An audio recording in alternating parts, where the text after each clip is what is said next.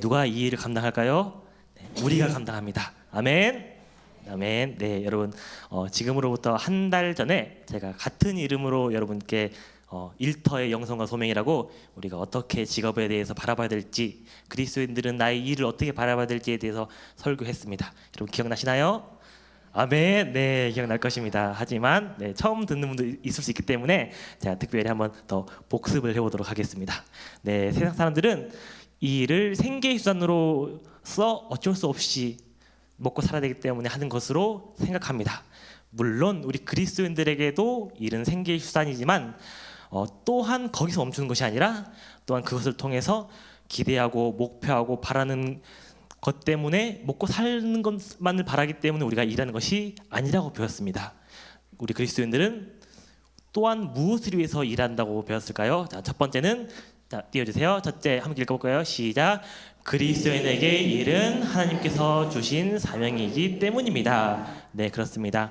하나님께서 세상을 지으시고 우리 사람을 하나님의 대리 통치자로서 세상을 선하게 다스리도록 명령하셨습니다. 우리는 이 명령을 창조 명령이라고 부릅니다. 여러분, 하나님께서 세상을 다스리시죠?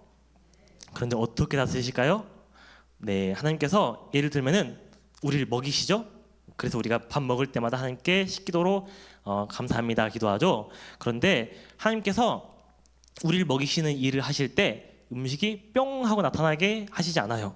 어떻게 하시냐? 하나님께서는 먼저 농부를 통해서 땅에 작물을 심게 하시고 그것을 햇빛과 비를 주셔서 자라게 하시고 농부가 그것을 거두게 하시고 그리고 그것을 트럭 기사가 자기 차에 싣고 운반하게 하시고 그렇게 트럭 기사가 가지고 온 것을 요리사가 요리하게 하시고 그렇게 우리의 밥그릇 밥상까지 올라오게 되는 것입니다.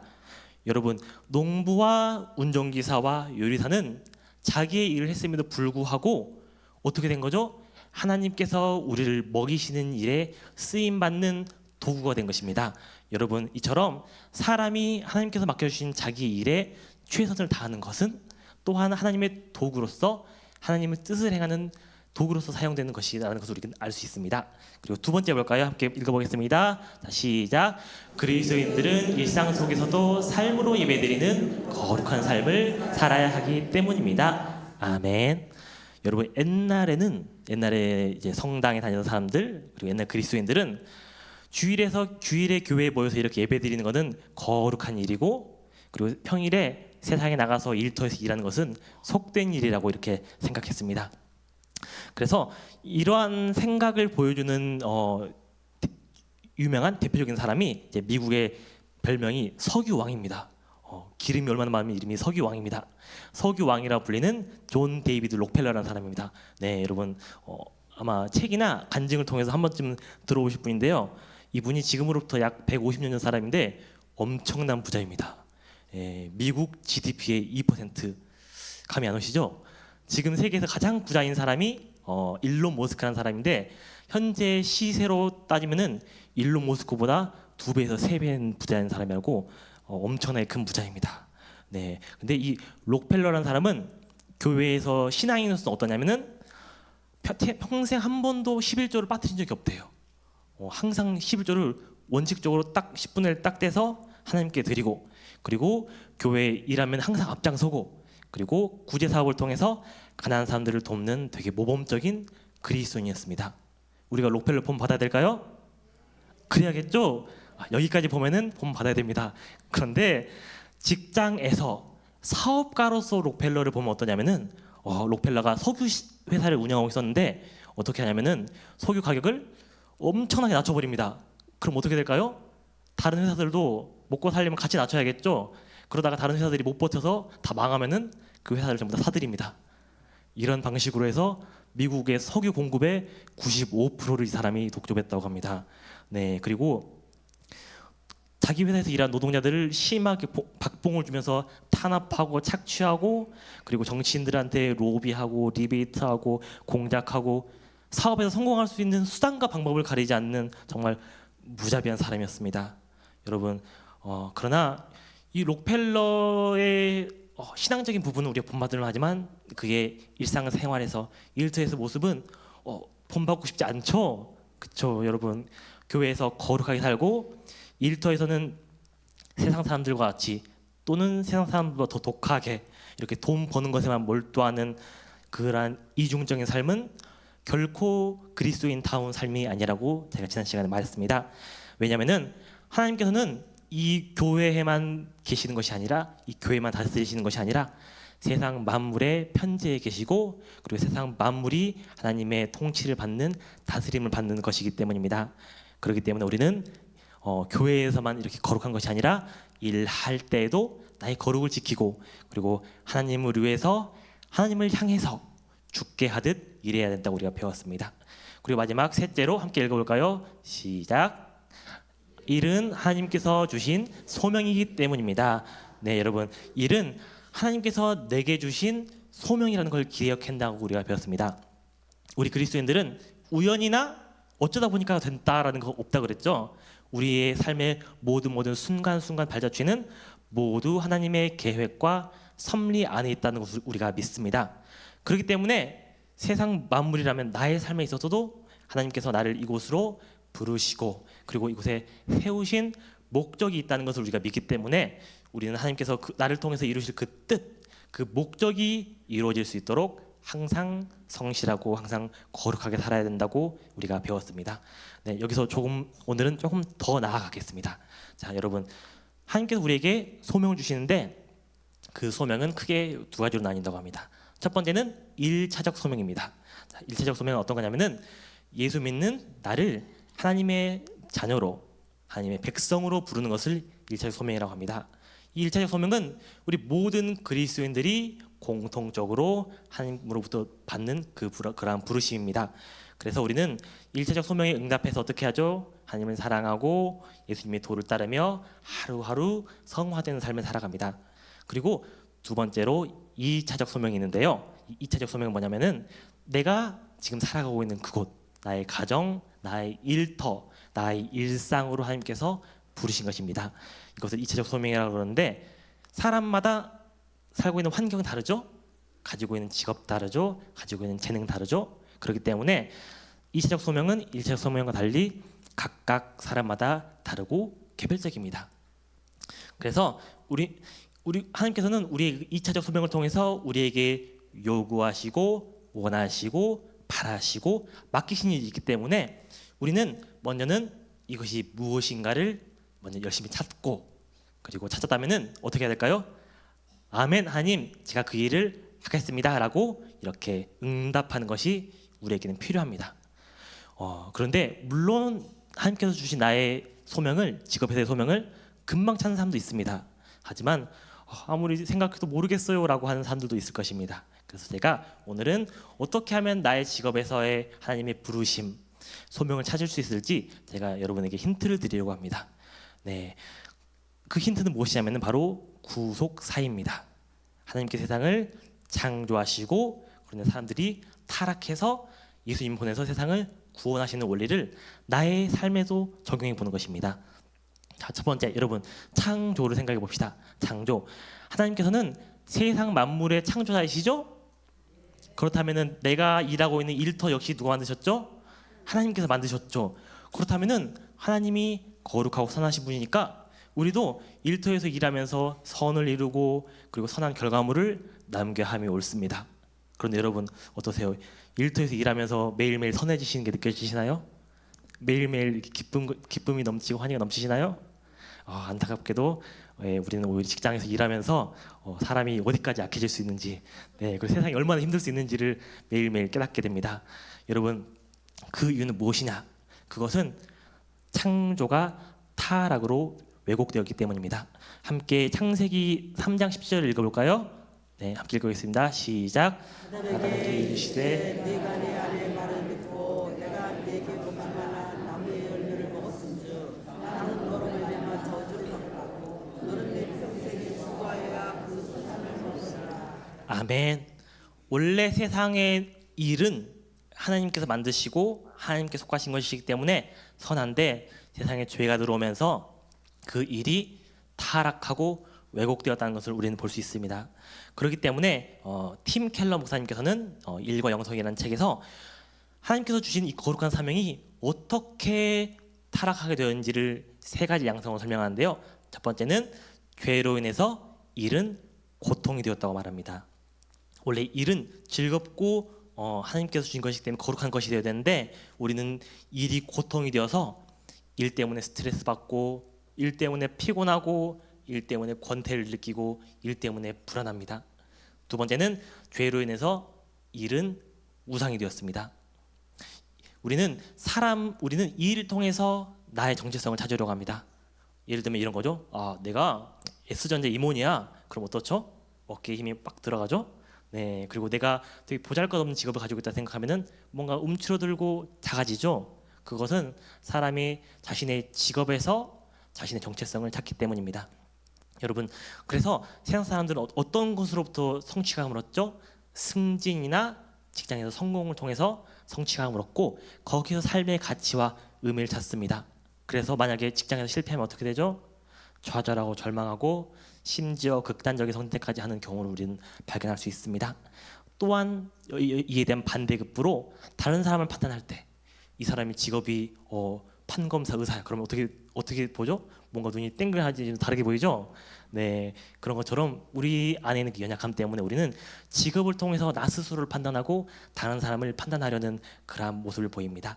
그리고 세 번째로 일이 타락하게 된 것은 착취의 도구가 되었다는 것입니다. 여러분, 제가 가장 싫어하는 말은 기업은 이윤을 남기기 위해 존재한다는 것이거든요. 그것은 이윤을 남기는 것을 목표로 하는 사람이 기업을 운영하기 때문에 그렇습니다.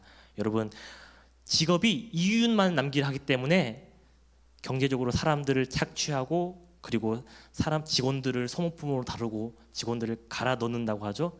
그런 안타까운 모습이 우리 사회 곳곳에서 다 등장한 것입니다. 여러분, 이것이 일이 타락하는 모습입니다. 이처럼 세상이 타락했을 때 예수님께서 어떻게 하셨죠? 하나님께서 어떻게 하셨죠? 예수님을 이 땅에 보내셔서 타락한 세상을 다시 회복시키시는 일을 하셨습니다. 여러분, 그리고 예수님께서는 이 땅에 오셔서 세상을 하나님 나라를 회복시키시고 그리고 하늘로 올라가신 다음에 어떻게 하셨죠? 이 땅에 남아있는 우리 그리스도인들에게 너희가 유대와 사마리아와 땅끝까지 이르러 복음을 증거하고 그리고 사람들을 회복시키고 사람들을 하나님께 돌아오게 하라라고 우리에게 명령 내리셨습니다. 여러분, 그런데 땅끝이 그렇다면 어디일까요? 땅끝이라고 하면은 우리가 보통 상상하기로는 저기 아프리카나 아마존 오지에와 같은 사람의 손길이 닿지 않거나 아직도 원시 문명이 남아있는 곳을 우리 상상하기 쉽습니다. 그러나 우리가 기억해야 될 것은 땅끝이란 것은 그런 오지뿐만 아니라 이 세상 곳곳 모든 영역 모든 분야에 한 분야 한 영역도 남김없이 하나님의 통치와 하나님의 복음이 선포되고 하나님 나라가 회복되어야 된다는 것을 의미합니다. 그렇기 때문에 아마존뿐만 아니라 아프리카뿐만 아니라 여러분이 일하고 있는 그 직장, 그것이 사업 비즈니스일 수도 있고 기술 분야일 수도 있고 의료 분야일 수도 있고 예술 분야일 수도 있고 교육 분야일 수도 있죠. 그 모든 분야 속에서 하나님의 그 거룩한 통치, 나라를 회복하기 위한 직업인으로서 전도인으로서 사도로서 여러분은 보내심을 받은 것입니다. 여러분이 일하고 있는 그 일터 누가 가서 복음 전할 수 있을까요? 여러분이 일하고 있는 일터 누가 가서 하나님의 통치를 회복시킬 수 있을까요? 그 분야에서 전문적인 지식을 가지고 있는 사람, 그리고 그 분야의 생태와 환경에 대해서 잘 이해하고 있는 사람, 그리고 그 분야에서 종사하는 사람들과 수시로 대화 나눌 수 있는 사람, 접촉할 수 있는 사람이 그 분야에서 전도하고 그 분야에서 복음을 전할 수 있는 사람입니다. 바로 그 분야에서 일하고 있는 그리스도인인 내가 아니라면은 그 누구도 할 수 없는 일이 나의 일터와 직장을 복음화시키는 것입니다. 여러분 생각해 봅시다. 내가 만약에 그 직업을 가지지 않았다면은 거기서 전도할 수 있을까요? 복음 전할 수 있을까요? 요즘에는 회사 안에 들어가면은 사원증 안 찍으면 입장도 안 시켜주더라고요. 네, 그런 것처럼 여러분 하나님께서 나를 그곳에 보낸 것은 나에게 그 직업을 가지게 하신 것은 그곳에 가서 그 땅 끝에서 나의 복음을 전하라라는 사명을 우리에게 맡겨주신 것입니다. 그렇기 때문에 여러분 단언컨대 우리의 일터는 현대 시대에 복음을 전하기에 가장 중요하고 가장 강력한 통로라고 우리가 할 수 있습니다. 선교는 어디서 이루어지죠? 교회에서 이루어지는 게 아니죠. 세상에 가서 세상 속에서 이루어지는 것입니다. 그렇기 때문에 우리가 전도하고 선교하기 위해서 가장 중요한 것은 먼저 세상을 이해하는 것이라고 할 수 있습니다. 오늘날 우리 한국 사회는 어떤 사회죠? 이제 산업화된 자본주의 사회입니다. 산업 자본주의 사회인데요. 오늘날 사람들은 서울과 같은 이 대도시에 옹기종기 모여서 도시 안에 있는 산업에 종사하면서 살아갑니다. 그렇다면은 사람들이 이 모여 있는 도시에서도 가장 사람들이 많이 모여 있고 가장 사람들이 오랜 시간을 보내는 곳은 어딜까요? 뭐 놀이공원이라고 할 수도 있고 뭐 영화관이라고 할 수 있지만 사실은 바로 우리가 일하고 있는 일터가 바로 가장 사람들이 많이 모이고 가장 사람들이 오랫동안 지내는 곳입니다. 선교란 세상이 우리에게 올 때까지 기다리는 게 아니라 우리가 세상 속으로 들어가는 것입니다. 그렇기 때문에 사람들이 모이는 그곳이라면은 우리는 망설이지 않고 그 안으로 들어가야 하는 것입니다. 그렇기 때문에 이 시대의 우리의 일터, 우리의 직장은 우리가 집중적으로 전도해야 될 전도 거점 중 하나라고 우리는 할 수 있습니다. 이렇게 사람들이 많이 모여 살기 때문에 우리는 도시에서 수많은 사람들을 만납니다. 저는 이제 사람이 별로 없는 한적한 시골에 샀거든요. 완도 가보신 적 있으세요? 네, 그래서 제가 서울에 왔을 때 제일 궁금했던 것 중 한 개가 서울에 그렇게 지하철에 사람이 붐비다는데 얼마나 붐비는지 제가 몸으로 한번 체험해보고 싶었습니다. 그래서 아침에 출근 안 하면서 출근 시간 맞춰서 지하철 타러 그중에서 제일 붐비나는 9호선을 타기 위해서 강남역으로 갔습니다. 네, 그런데 정말 그렇더라고요. 이제 강남역에서 10분 서 있었는데 완도에서 1년 동안 만난 사람들을 다 만났었습니다. 네, 정말 그 정도로 사람이 많은 것 같더라고요. 네, 여러분 이처럼 우리는 도시에 살기 때문에 많은 사람들 만나지만 우리 대부분의 도시 안에서의 관계는 어떻죠? 옛날에 우리 어렸을 때 시골에서처럼 옆집에 숟가락 개수까지 하는 그런 관계는 더 이상 거의 없죠. 요즘 사람들은 대부분 얕고 넓고 그리고 일시적인 형식적인 관계에 머물러 있는 것을 우리는 알 수 있습니다. 옛날 우리 이웃사촌이라 그러죠. 옛날 저 어렸을 때마다 이웃사촌이라는 단어가 있었는데 이웃사촌이라는 단어처럼 정말 끈끈한 관계는 더 이상 찾아보기 쉽지 않습니다. 그리고 오래 아는 사이가 되게 드물고 알더라도 깊은 관계로 발전하는 것이 쉽지 않고 되게 꺼려합니다. 그래서 서로 얽매이거나 의존적인 관계보다는 필요에 의해서 이렇게 만나는 관계가 많습니다. 그러다 보니 어떻죠? 상대방에 대한 깊이 있는 이해가 없다 보니까 상대방을 끊임없이 우리가 의심하고 경계하게 됩니다. 저 사람이 뭐 때문에 나한테 이러는가 하면서 경계하게 되죠. 그리고 진정한 소통이나 공감이 없다 보니까 사람들이 외로움에 시달리게 되고 그리고 소외감을 느끼게 됩니다. 그래서 이러한 현대 사회의 관계의 문제는 우리가 사람들에게 복음을 전할 때도 사실 큰 어려움으로 작용합니다. 우리는 복음을 전할 때 어떤 마음으로 전하시죠? 정말 이 사람이 복음 듣고 교회 나와서 예수님 믿어서 구원받고 새 생명 얻기를 바라는 마음에서 이 사람을 위해서 우리는 복음을 전하는데 세상 사람들은 우리가 복음 전할 때 어떻게 하죠? 경계하고 그리고 의심하면서 우리의 복음을 거부합니다. 여러분 물론 우리가 이렇게 가까운 사람, 관계가 있는 사람에게만 복음을 전하는 것이 아닙니다. 우리가 때를 얻든지 못 얻든지 전도하는 것이 옳지만 만약 우리가 대상을 정해놓고 그 사람을 전도해야 한다면은 이러한 극도로 개인화된 사회에서는 정말 참 어려운 일이 아닐 수가 없습니다.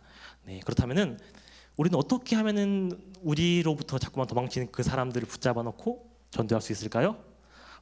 좋든 싫든 하루에 8시간 가량은 어쩔 수 없이 붙어 있어야 되는 우리 직장 동료만큼 좋은 대상이 있을까요? 네, 그렇지 않겠습니까? 여러분 물론 직장이라는 공간이 어떤 친목이나 관계 위주의 공간은 아니에요. 이익을 위해서 사람들이 모이는 공간이죠. 그렇기 때문에 전도가 쉽지 않습니다. 하지만 우리가 정말 그 사람들을 존중하고 위하고 인격적으로 대한다면은 직장 동료들과의 관계도 어떤 피상적인 직장 동료로서의 규율과 직급을 넘어서서 정말 사람으로서의 순수한 관계 그리고 좋은 신뢰의 관계를 형성할 수 있을 것입니다. 특히 이 시대의 특징은 사람들이 서로에 대해서 관심이 별로 없습니다. 관심이 없고 진정한 소통이나 공감을 나누려 하지 않아요. 그래서 사람들은 관계를 되게 꺼려요. 그러면서 동시에 소외감과 외로움을 느낍니다. 자신을 진정으로 위해주는 진정한 관계에 목말라 하고 있습니다. 여러분, 누가 그들에게 다가가서 그들에게 관심을 줄까요? 그들의 그 힘든 마음, 어려운 마음을 이해하고 공감해 줄 수 있을까요? 직장 내의 문제는 내 가족도 이해하기 쉽지 않아요. 그렇죠? 가족들한테 말해도 잘 이해 못 해줘요.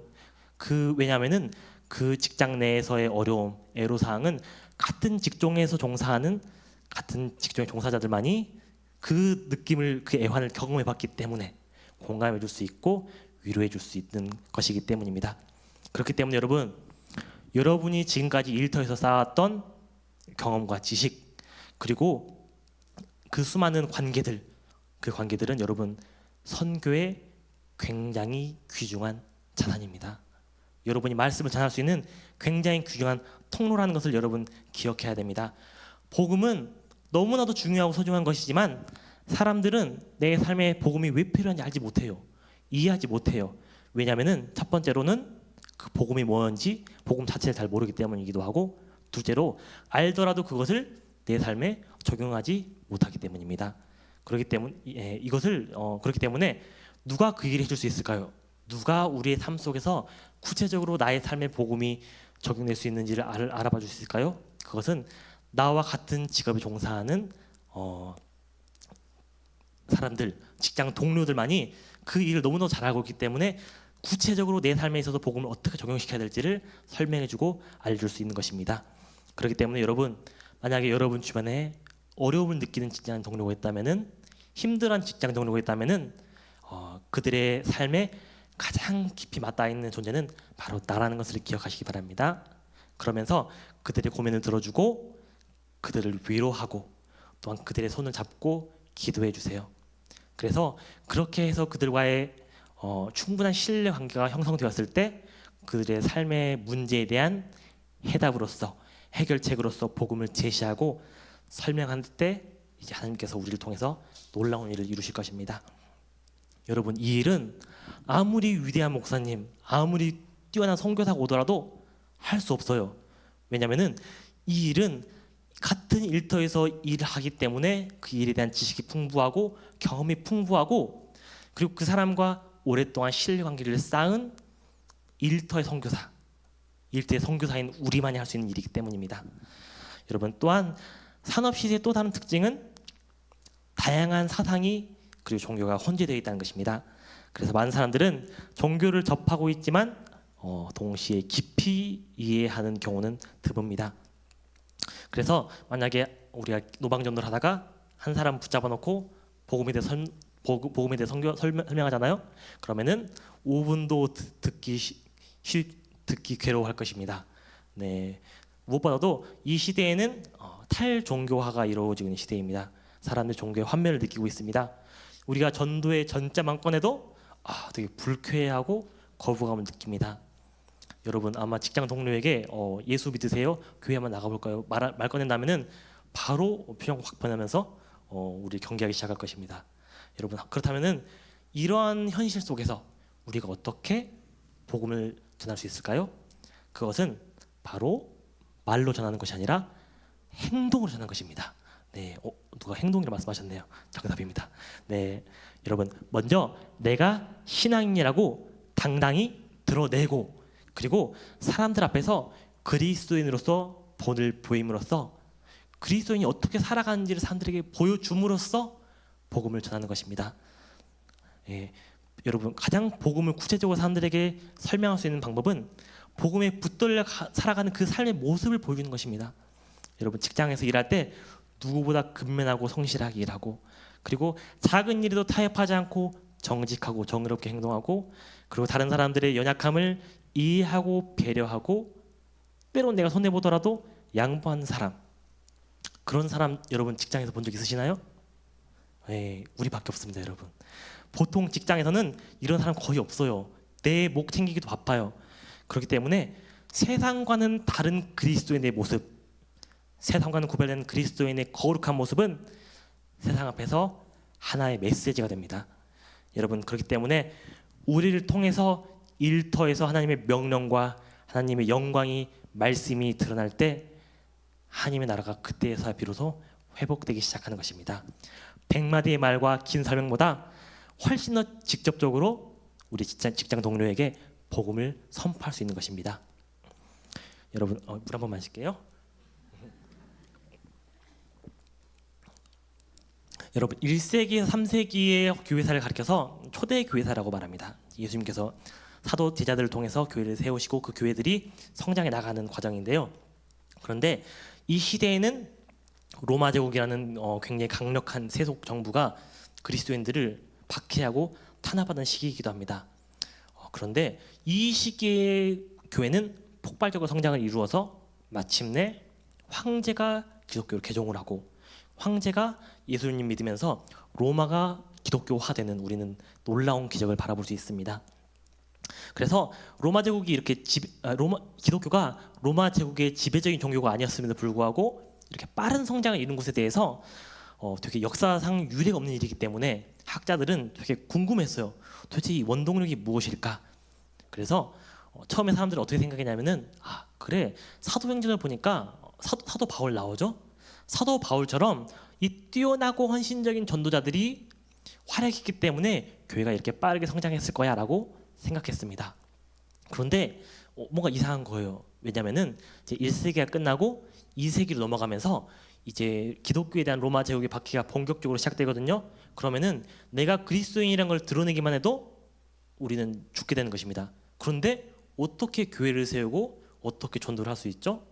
그래서 이 부분에 대해서 궁금해진 학자들이 계속 연구를 해본 결과 기독교가 폭발적으로 성장할 수 있었던 그 이유는, 초대교회 기독교가 폭발적으로 성장할 수 있었던 이유는 바로 우리가 이름을 알지 못하는 익명의 수많은 전도자들 때문이었다는 것을 발견하게 됩니다. 여러분, 로마 제국의 박해 기간 동안 기독교인들은 전도는 고사하고 내가 기독교인이라는 걸 노출만 당해도 바로 처형당할 수밖에 없는 상황이었습니다. 이러한 상황에서 기독교인들은 그때 예수님께 받은 지상명령이 있잖아요. 복음을 전해야 되잖아요. 그래서 어떻게 전하냐면은 내가 기독교인이라는 것을 알리더라도 로마 당국이 나를 밀고 하지 않을 만큼 충분히 믿음직스럽고 충분히 가까운 사람들에게만 내가 기독교인인데 라고 밝히면서 그 사람들에게만 복음을 전했다고 합니다. 그렇게 해서 한 명의 익명의 그리스도인, 한 명의 익명의 전도자가 평생 평균 2명에서 3명을 전도했다고 합니다. 평생 2명에서 3명? 너무 적어 보이죠, 여러분?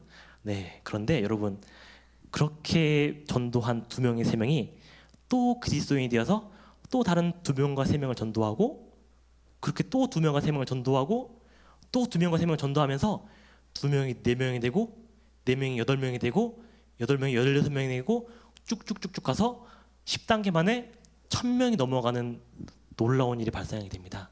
그렇게 되면서 초대교회는 순식간에 박해 속에서 어마어마한 성장을 이뤄냈다는 것을 우리는 볼 수 있습니다. 여러분, 우리는 사도 바울처럼 수많은 교회를 세울 힘도 능력도 영적인 능력도 없습니다. 그리고 선교사님들처럼 오주로 파송되어서 선교의 최전선에 서지도 못하는 상황 속에 있습니다. 우리는 직장에서 하루하루 봉급받아서 사는 평범한 소시민에 불과해 보입니다. 정말 우리가 할 수 있는 일은 너무나도 연약하고 미약해 보입니다. 여러분, 그러나 우리가 초대교회의 사례를 볼 수 있듯이 하나님께서는 우리처럼 작은 자들을 들어 사용하십니다.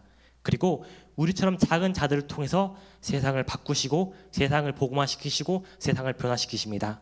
여러분, 우리를 어디로 보내셨죠?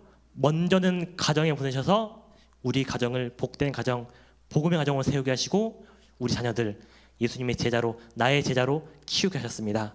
또한 나를 일터에 보내셔서 나의 직장 동료들의 마음을 위로하게 하시고 그들에게 복음을 전하게 하셨습니다. 하나님께서 맡기신 그 작은 사명, 1달란트의 그 작은 사명에 최선을 다해서 순종했을 때 하나님께서는 우리가 한 그 작은 순종을 통해서 놀라운 일을 이루십니다. 여러분 이 사실을 믿으시면서 정말 나의 일터에 있어서 하나의 미랄로서 나의 직장 동료를 사랑하고 위하고 위로하고 전도하면서 직장의 일터의 선교사로서 굳건히 세워져 나갈 수 있는 우리 성도님 될 수 있기를 간절히 기도합니다. 함께 아무도 예배하지 않는 곳에서 찬양하면서 나를 일터의 선교사로 세워주셔서 하나님께 기도하도록 하겠습니다.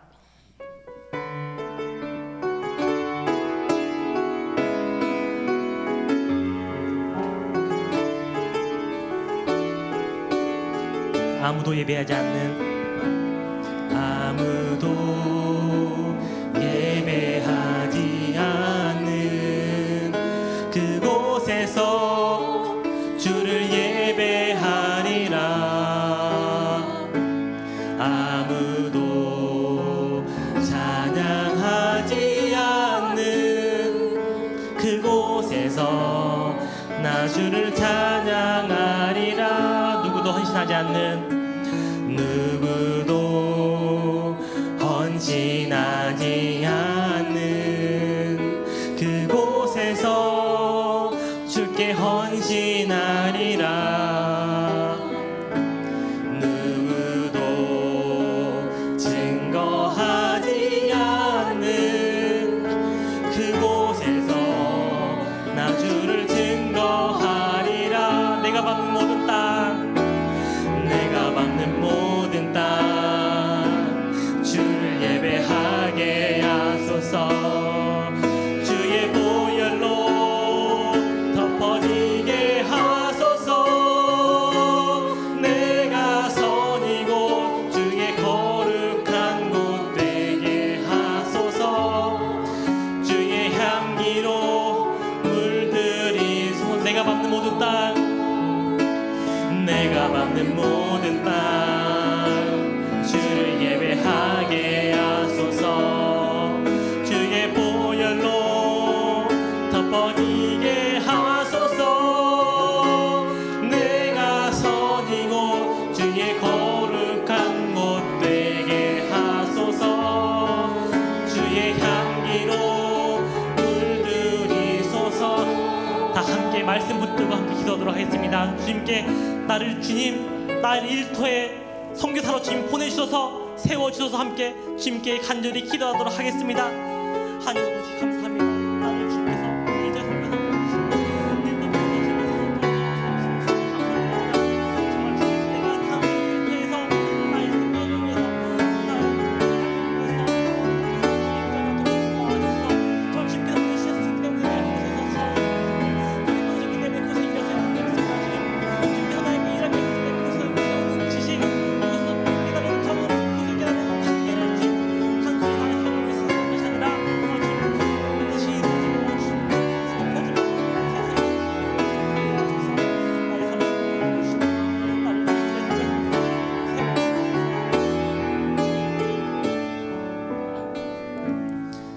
하나님 아버지 감사합니다.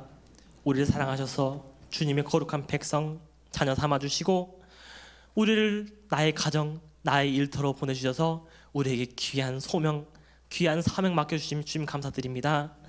주님께서 맡기신 이 귀한 사명, 비록 나는 작고 내 능력은 작을지라도 정말 내가 있는 그곳에서 최선을 다해서 나의 주변에 있는 나의 직장 동료, 나의 직장 상사, 나의 직장 부하들을 위해서 섬기고 아끼고 위로하면서 그들을 복음으로 인도할 수 있는 그리스도의 일꾼, 그리스도를 본 그리고 일터의 선교사로서 주님 내가 세워질 수 있도록 주님 도와주셔서 이 모든 기도 우리 주 예수 그리스도의 이름으로 기도드렸습니다.